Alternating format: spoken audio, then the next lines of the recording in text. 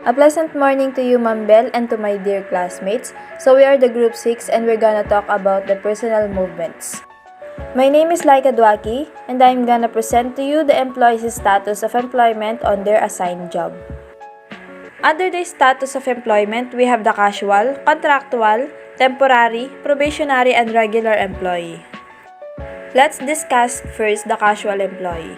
This can be referred to seasonal or emergency employee who is hired occasionally, especially during peak production period.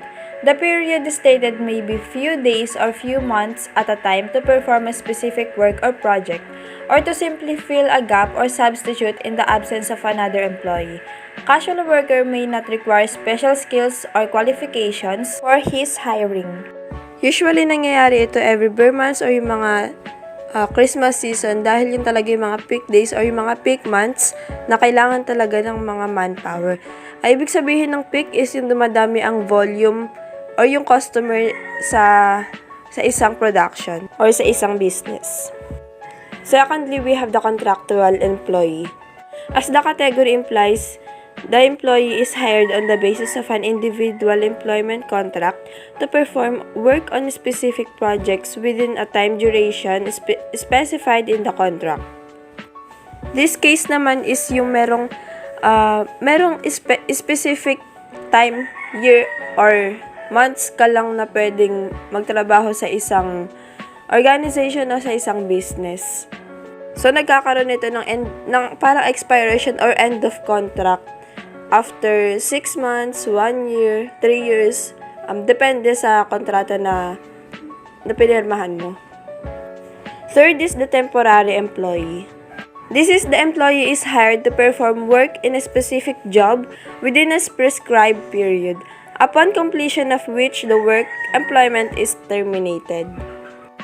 Ang mga nag-hire na sa mga temporary as well as the casual employee ay yung mga employers na mismo or yung mga manpower enterprises. For example, sa temporary employee is yung mga construction workers. Kasi usually na-hire sila every time na meron kailangang itayo na buildings or mga bahay. Fourth is the probationary employee. The employee is hired to occupy a regular position in the company after providing himself worthy in performing the assigned job within the trial period, which is usually not more than 6 months. Nangyayari ang probationary employee if may possibility na maging regular employee ka. So before ka maging regular employee, kailangan mo muna dumaan sa pagiging probationary. May mga specific time or period ka na pwedeng gampanan sa pagiging probationary employee. Not more than 6 months.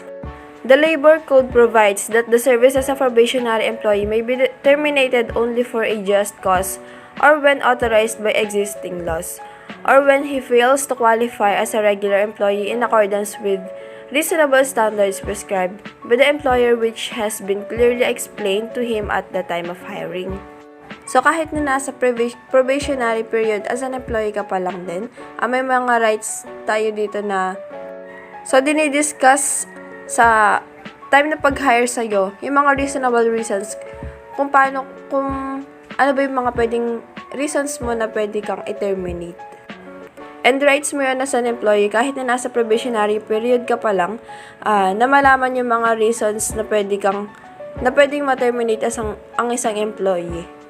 Under the Labor Code, Article 282, an employer can terminate an employee for just causes, which could be any of the following: serious misconduct or willful disobedience by the employee of the lawful orders of his employer or representative in connection with his work; gross and habitual neglect by the employee of his duties; fraud or willful breach by the employee of the trust reposed in him by his employer or duly authorized representatives; commission of a crime or offense by the employee against the person of his employer or any immediate member of his family or his duly authorized representatives, and other similar causes.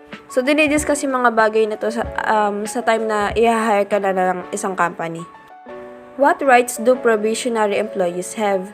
Employees on a probationary period, whether it's a 1, 3, or 6-month probation period, still have statutory employment rights, including but not limited to unlawful discrimination, national minimum wage, the working time direction, maternity and paternity leave, and time off for dependents. So kahit na hindi ka pa regular or nasa probation period ka pa lang din, may mga rights tayo na kailangan tama yung compensation na binabayad sa atin, may mga day off tayo, at may mga leave na kailangan din natin, na pwede din nating i-benefit sa company. So ang probationary employee ba ay nagbe-benefit din ba sa sick leave? So under the Article 83 states that the worker shall not be entitled to any paid sick leave during the probation period. Whether an employee is paid when off sick during a probationary period is purely at the discretion of the employer, as is whether they decide to retain an employee. So sinasabi dito sa statement na to, depende kung bayad ang sick leave sa isang company or sa isang employer. Last is the regular employee. This employee has passed through and survived the probationary period of employment. He is assigned to perform work directly related to the regular operations of the organization. He is included on the payroll and entitled to receive all benefits provided to employees by the management. He is also known as the permanent employee, meaning he is employed without a definite period, just like the temporary, contractual, casual, and probationary period. And sinasabi sa statement na to na kapag regular employee ka na, ibig sabihin permanent ka na sa isang company. But not mean na forever ka na sa isang company. May mga termination pa rin na nagaganap, especially kapag may mga bagay ka na nilabag sa mga policy ng isang company. Hindi na nito katulad yung mga temporary, contractual, casual, and probationary employees na merong end of contract. Sa regular employee, mas maraming benefits and kailangan nababayaran din yung compensation ng isang employee sa tamang compensation. What are the rights of a regular employee in the Philippines? The state shall protect labor, promote full employment, provide equal work opportunity regardless of gender, race, or creed, and regulate employee-to-employer relations. So, as a regular employee, rights mo na protektahan ka ng company, especially sa personal identity mo, at wala din dapat na mga discrimination na nangyayari. Hi, I'm Samantha Nicole Sigyao, and my topic is all about the possible changes of employee status within the organization. They are the transfer, promotion, demotion, separation, and retirement. So, bakit nga ba natin kailangan malaman or pag-aralan ang personnel status? Una, para malaman natin ang mga possible changes sa employee status and para maintindihan na rin natin ang procedure ng transfer, promotion, demotion, separation, and retirement. But let us first find out what is personnel. Personnel are the people who work for a particular company or organization. So first ay yung transfer. Transfer is a process of placing employees in positions where they are likely to be more effective or where they are to get more job satisfaction. In transfers, there is no change in responsibility, designation, status, or salary. It is a process of employees' adjustment with the work, time, and place. Transfer may also be made as a disciplinary action. Tapos yung transfer ay may 3 types, yung temporary, permanent, and remedial. Kapag sinabing temporary, it is done due to temporary absence of an employee or provide the employee an opportunity to learn other jobs. Kapag permanent, it is made to fulfill vacancies requiring the special skills of the employee being transferred. And remedial, it is shifting of employee to another job where he is expected to be better fitted or adjusted. Next one is promotion. Promotion is the reassignment of employee to a higher job position. Involved dito yung mas mahirap na duty, greater responsibilities, tsaka mataas na sahod. Ginagawa ang promotion kasi this can be the best incentive for employees to give their maximum effort in their job performance, and eto din yung way para ma-build yung loyalty ng employee sa company. So, merong two factors na commonly na ginagamit sa promotion. Ito yung merit at seniority. Kapag sinabing merit, in this case, an employee is promoted on the basis of excellent and superior performance in the current job. This is known through performance appraisal done by the organization. Merit indicates an employee's knowledge, skills, abilities, and efficiency measured from the employee's educational qualifications, experience, job performance, and training records. Kapag naman seniority, it is the seniority of an employee refers to the relative length of service in an organization. When seniority is considered as the basis of promotion, the rule is to promote the employee having the longest length of service. The reason behind seniority as the basis of promotion is that there is a positive correlation between the length of service in the same job and the amount of knowledge and the level of skill acquired by an employee in an organization. Ang seniority ay may two types, straight at saka qualified. Kapag sinabing straight seniority, ang basis ng promotion ay yung length of service ng employee. Pagdating naman sa qualified, ang ipopromote ay yung mas competent na employee compared sa mas matagal na nagtatrabaho sa company. Next is demotion. Demotion is just opposite to promotion. Pag sinabing demotion, the employee is shifted to a job lower in status and responsibilities.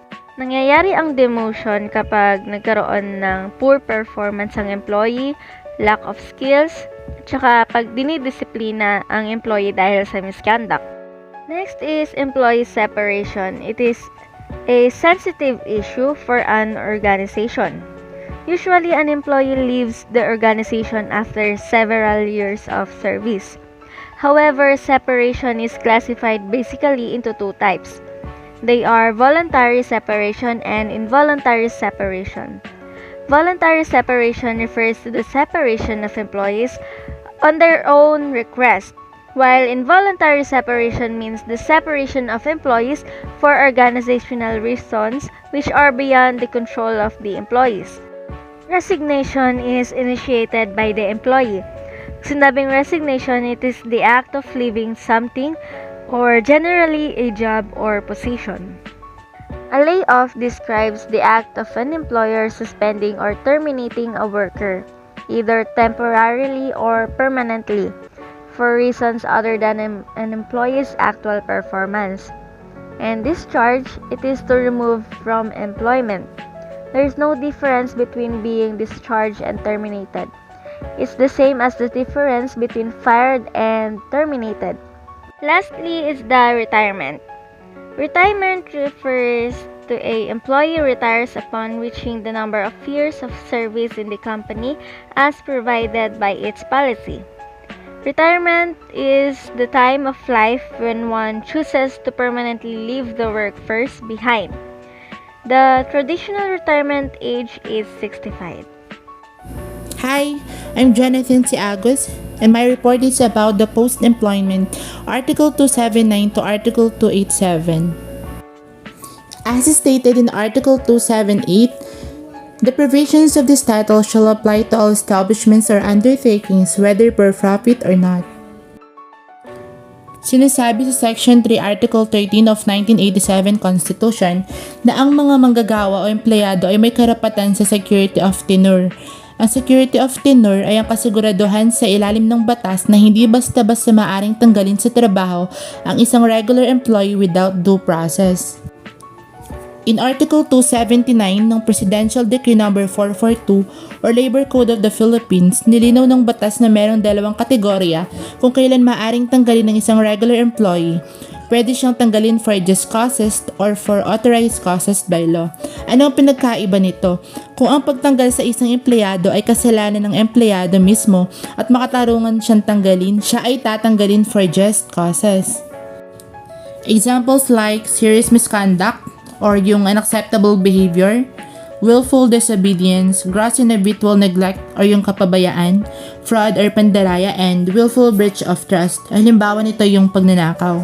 But there are instances that government allow employer to fire employee para na din sa kapakanan ng company and not because may kasalanan yung empleyado. Ito yung tinatawag na authorized cause na pinapayagan ng batas. Ang mga authorized causes ay nakasaad sa Article 283, halimbawa nito yung redundancy, retrenchment, and cessation of operation. Sa mga authorized causes ay binibigyan sila ng separation pay bago pakawalan ng kumpanya. Paano naman kapag ang security of tenure ay nilabag ng iyong employer, ay maaari kang magsumbong sa National Labor Relations Commission or NLRC to file a case laban sa company or employer. The labor arbiters under NLRC decide if there is illegal dismissal na nangyari at pwedeng mag-utos sa employer na ibalik ang employee sa trabaho or magbigay ng separation pay and damage cause yun nga, yung labagin yung security of tenure ng employee. Under Article 280, Regular and Casual Employment, it says here that the employee shall be deemed to be regular lalo na kapag na-meet niya yung desirable action na need ng business and kapag nag-stay siya sa company ng at least 1 year. Pero na lang kung yung work nila or project is seasonal. Seasonal employment, it is an employment where the job, work, or service to be performed is seasonal in nature. Sa madaling sabi, hindi permanent yung job nila. For seasonal employees, their employment legally ends upon completion of the project or the season. Examples nito yung photographer, yung mga construction worker, and tax preparer. Tax preparer, ito yung hinahire ng mga company to help with tax preparation during the tax season. Under Article 281, Probationary Employment, a probationary employment contract is an employment arrangement between an employer and a probationary employee. There is a probationary employment when the employee, upon his engagement is made, to undergo a trial period during which the employer determines his fitness to qualify for regular employment based on reasonable standards. Probationary employment may be terminated for just cause or when he fails to qualify as regular employee, based nga din sa reasonable standard. The probationary or trial period shall not exceed 180 calendar day or 6 months. But there is an exemption like apprentice agreement. Apprentice agreement is an agreement in writing to be forced between sponsoring employer and the apprentice for any activity or employment which will be done in a period from at least 3 months and not exceeding 6 months. Under Article 282, Termination by Employer, an employer may terminate an employment for any of the following causes. First, serious misconduct or willful disobedience by the employee. Ito yung maling pag-uugali ng mga employer, pakikipag-away sa loob ng company premises and gumagamit ng mga masasamang salita laban sa mga superior. Second, gross and habitual neglect by the employee of his duties. Ito yung pagpapabaya ng isang employee sa kanyang mga duties as a worker. Third, fraud or willful breach by the employee of the trust reposed in him by his employer or duly authorized representative. Ito yung breach of trust. Halimbawa nito yung panloloko o pagnanakaw sa kanyang sariling employer. Lastly, commission of a crime or offense by the employee against the person of his employer or any immediate member of his family. Ito yung kapag may ginawang crime yung employee sa kanyang employer or kahit pa employee to employee. Under Article 283, Reduction of Personnel, the employer may also terminate the employment of any employee due to the installation of labor-saving devices, redundancy, retrenchment to prevent losses, or the closing or cessation of operation of the establishment. Installation of labor-saving devices. It is a modern gadget that reduces human effort, hard work, or labor. It is one of the reasons for the reduction of employee in a business. Redundancy. It is the state of being no longer employed because there is no more work available. Retrenchment is the reduction of personnel for a purpose of cutting down on costs of operation in terms of salaries and wages, resorted by an employer because of losses in operation of a business. The closing or cessation of operation is one of the authorized causes which may be invoked by the employer in terminating the employment of its employee, even without the part of the latter. Employer can no longer pay his employees due to closing or cessation of operations. In case of termination due to the installation of labor-saving devices or redundancy, the worker affected thereby shall be entitled to separation pay, equivalent to at least his 1 month pay or to at least 1 month pay for every year of service, whichever is higher. In case of retrenchment to prevent losses, and in cases of closures or cessation of operations of establishment or undertaking not due to serious business losses or financial reverse, the separation pay shall be equivalent to 1 month pay or at least 1.5 month pay every year of service, whichever is higher. A fraction of at least 6 months shall be considered as 1 year. Example, 3 days siyang nag-work, so meaning separation niya is equivalent sa 3 months na sahod. Article 284 diseases ground for termination. An employer may terminate the services of an employee who has been found to be suffering from any disease and whose continued employment is prohibited by law or is prejudicial to his health as well as to the health of his co-employees. Ito yung kapag may malubhang sakit yung employee, lalo na kapag yung sakit niya is nakakahawa and still employed pa din siya. Employer has no choice but to terminate that employee who is suffering from any disease or illness. Article 285, termination by employee. An employee may terminate without just cause the employee-to-employer relationship by serving a written notice on the employer at least 1 month in advance. The employer upon whom no such notice was served may hold the employee liable for damages. An employee may put an end to the relationship without serving any notice on the employer for any of the following just causes.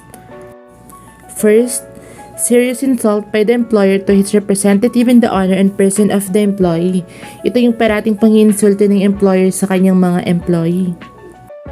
Second, inhuman and unbearable treatment accorded the employee by the employer or his representative.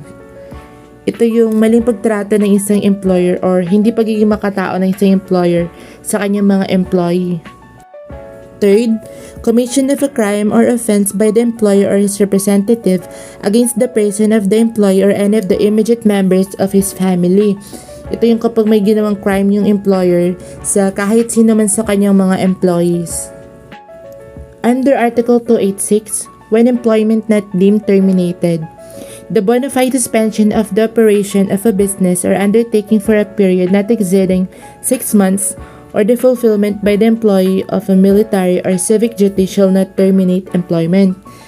The employer shall reinstate the employee to his former position without loss of seniority rights if he indicates his desire to resume his work not later than 1 month from operation of his employee.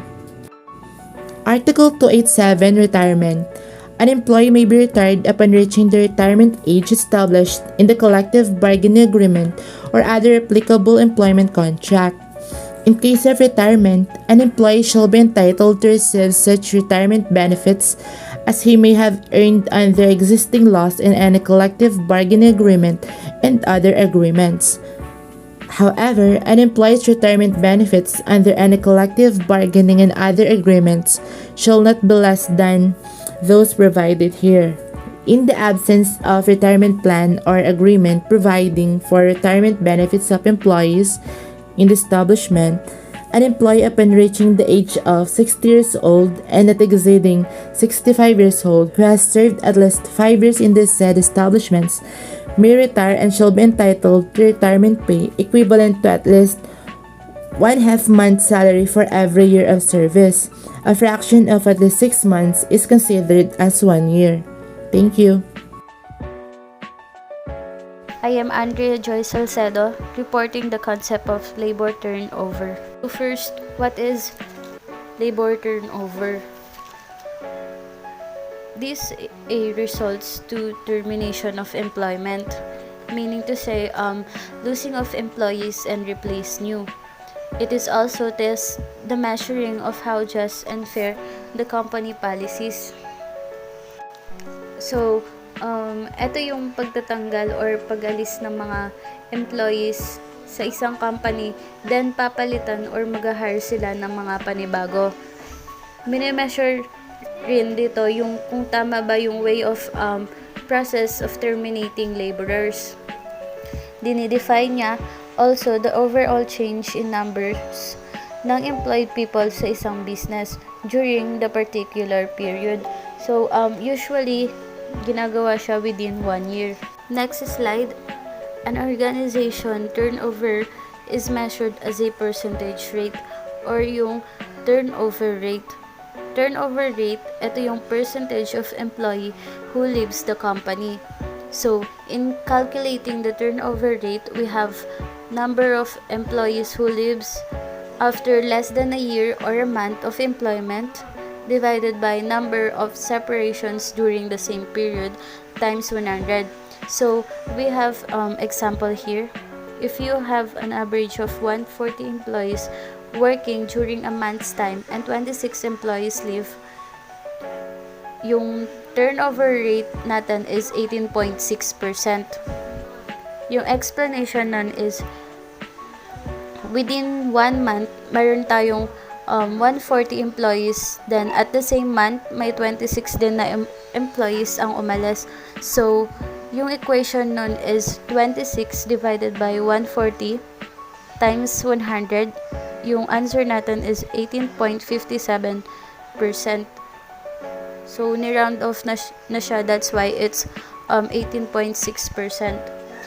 Yung 18.6% na yun yung turnover rate natin, which is yun yung mga employees or yung rate ng mga employees na umalis sa isang company. Next, we have also two types of labor turnover. First is yung voluntary turnover. Employees leave by choice. Ito yung mga employees na umaalis willingly sa isang company or umaalis sila by having their personal reasons. Next is yung involuntary turnover. Dito naman, employees are being terminated because of poor performance or work rule violations or through layoffs. Sila naman yung mga employees na tinanggal ng employer o ng mismong company dahil na rin siguro sa performance nila or nag-commit sila ng mga violations.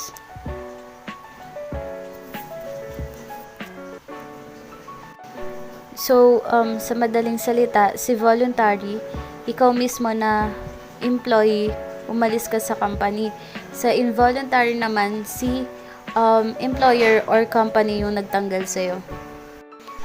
In addition to that, since law clearly provides security of tenure, turnover therefore may be done only for just cause or when authorized by law.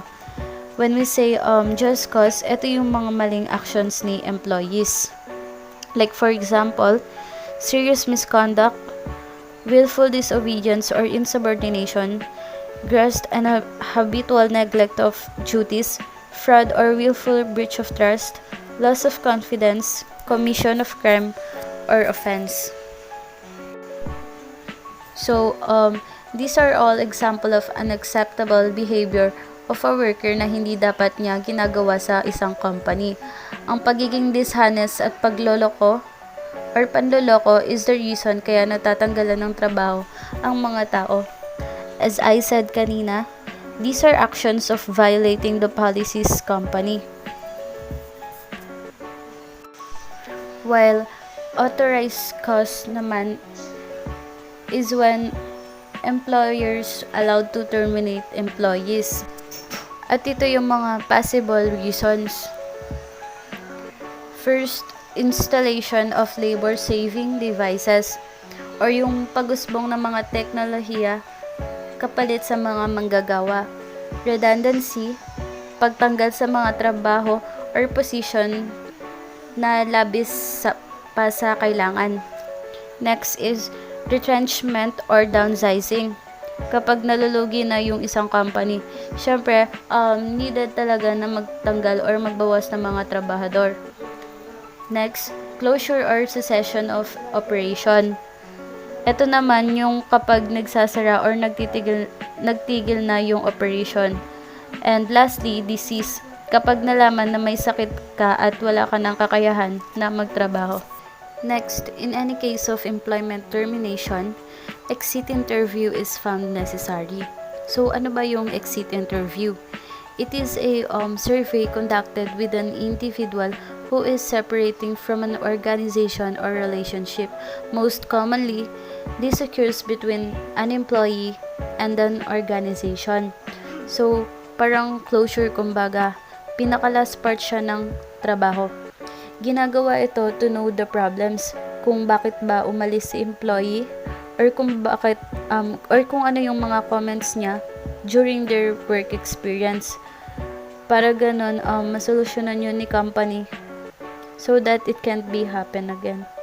Next slide naman, what will happen or ano yung mangyayari if yung labor turnover rate ni company is higher.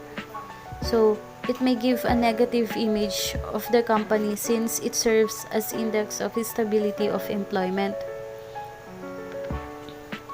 High labor turnover rate kasi can have impact sa isang business, both financially and emotionally. Once na may umalis or naalis na workers, magkakaroon yun ng effect. Madami yung magkakaroon ng negative comments kung bakit ba sila umalis or kung gaano sila ka unsatisfied and how unsafe and unhealthy sa company mo. And I think that gives a big impact on operating your business. Parang malaking sagabal yun sa pag-operate mo ng isang business. Here naman are the example of why employees voluntarily resigned on the company. First, are unhappy in their job. So, sila yung parang bored na sa trabaho. Ang dami na nilang nakikitang pwedeng ireklamo dun sa company mo. Tapos, they don't exert passion na rin and not enjoying working. Second, are not satisfied with their salary. Mababa yung pasahod, especially yung mga contractual workers natin. They don't get the benefits na nai-enjoy ng regular employees. Tapos, yung sahod pa nila is above minimum lang. So, isa yun sa factor para tama rin magtrabaho ang isang tao. Third naman, don't see opportunities for advancement. Kung yung trabaho is karaniwang dead-end proposition, nararapat lang na sabihin agad sa mga workers so that hindi sila umaasa or mag-false hope for growth and advancement position. May mga situations kasi na ang mga workers ay naghahanap ng mas magandang experience. That's why they tend to wait or exert more effort for getting promotions.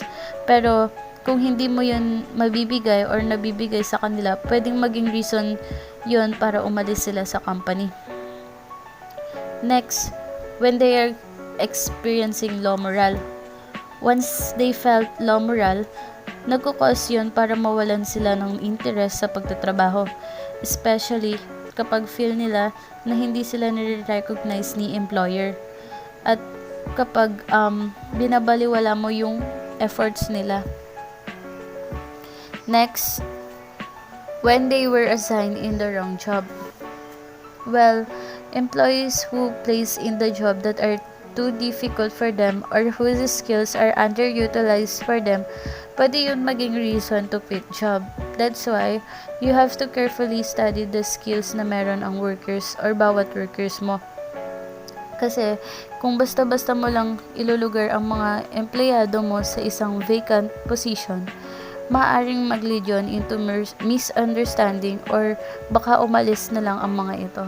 And lastly, when they are not satisfied with the working condition.